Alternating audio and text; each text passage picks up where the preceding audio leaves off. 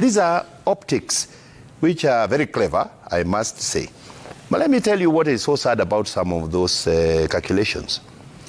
If you have 6 candidates who are all in the UDA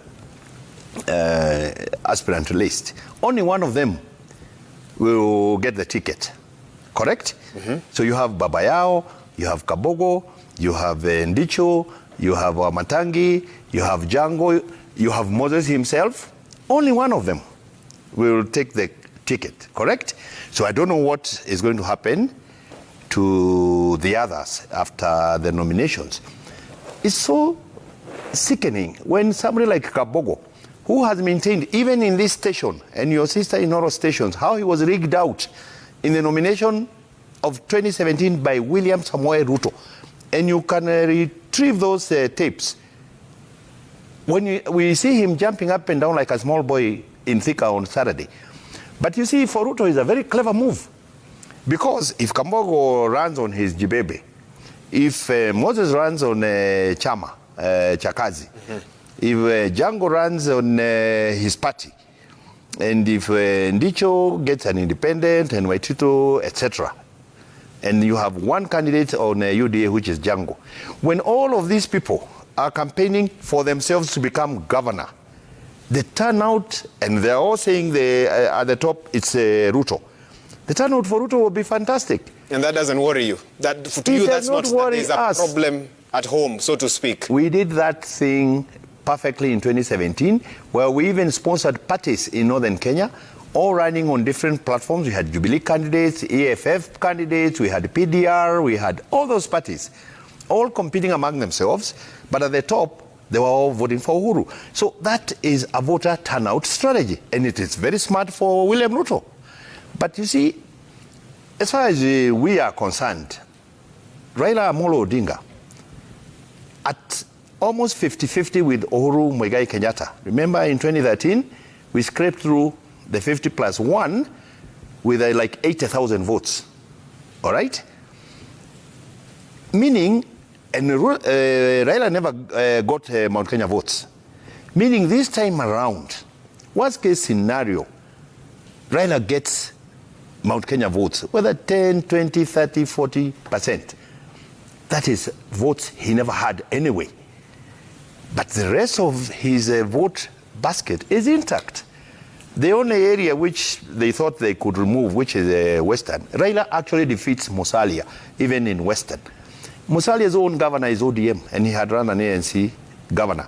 His own MCA, ODM. And what you're saying in a nutshell is whatever happens in Mount Kenya, to you, the Azimio has irrelevant. In fact, for Mount Kenya, and this is a message to Mount Kenya, Raila is winning this election.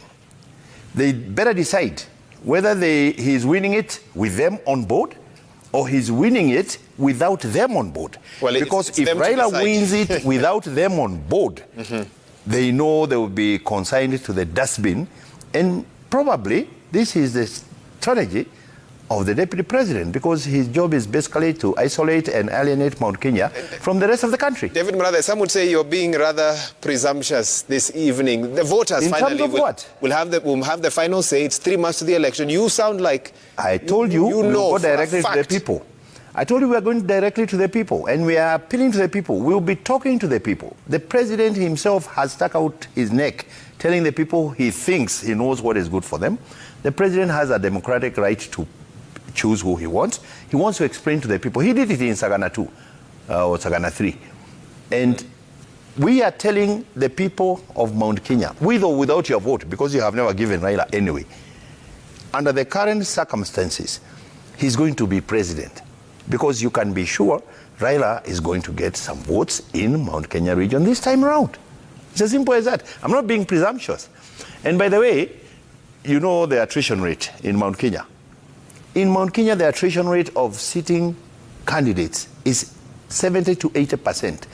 Last time, all the governors went home in Mount Kenya, with the exception of Mwangi wa Iria. You know, it's a fact. MPs, like I think there was 1 or 2 who survived, Kaninikega in Nyeri, and who else? I can't even remember who else survived in the region. Let me tell you, this is a slaughter. And in fact, we are glad that we are not going to carry that baggage of the sitting MPs because most of them will go home anyway. I think they have a lot to say in regards to that. But that's up to them, but that is reality. You go and check the results of the last 5 elections.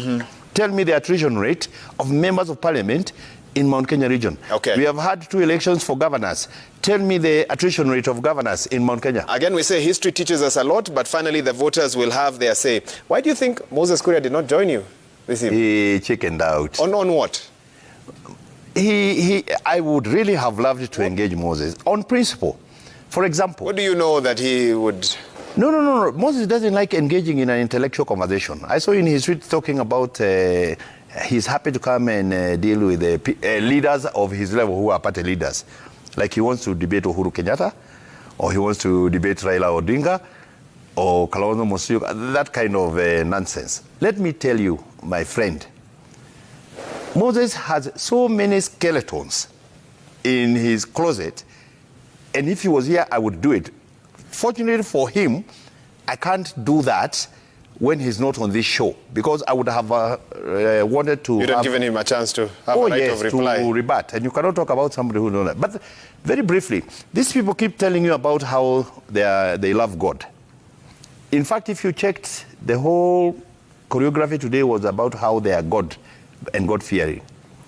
One of the most tragic things that happened in 2007 was the burning of the Kiambaa church. Moses was dispatched by His Excellency the President to go and put up a monument in memory of those who were burnt in that church. These people have traversed the whole country doing harambes for churches.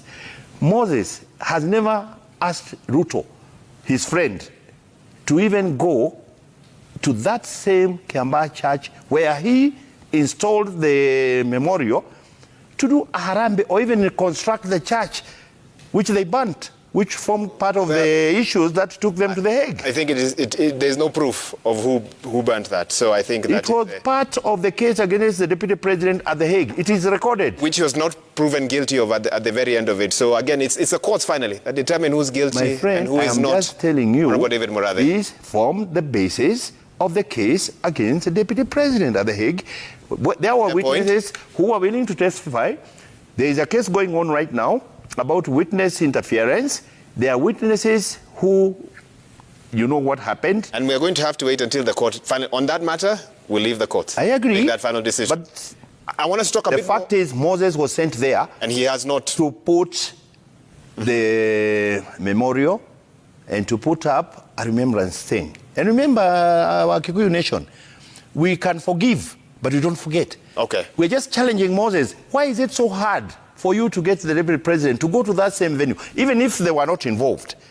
Out of this godliness which they appear in all these churches, why is it so difficult to go to that specific area which was the bone of contention, which was the cause of the conflict of the 2007, where they burnt women and children alive? You have made your point, David Murathe. You've made your point. Okay. On that note, to take a quick break, we come back. A couple of things said at the NDC today, which David Murathe in the past has spoken of. For example, when the Deputy President this weekend speaks about being mistreated and treatment in Jubilee Party, David Murathe said a couple of things in 2017 that seem to have come true. We want to understand exactly what's been happening behind the scenes that's made the Deputy President today to be crowned as the presidential candidate for UDA and not Jubilee. We come back with that. You're watching Newsnight. Stay with us.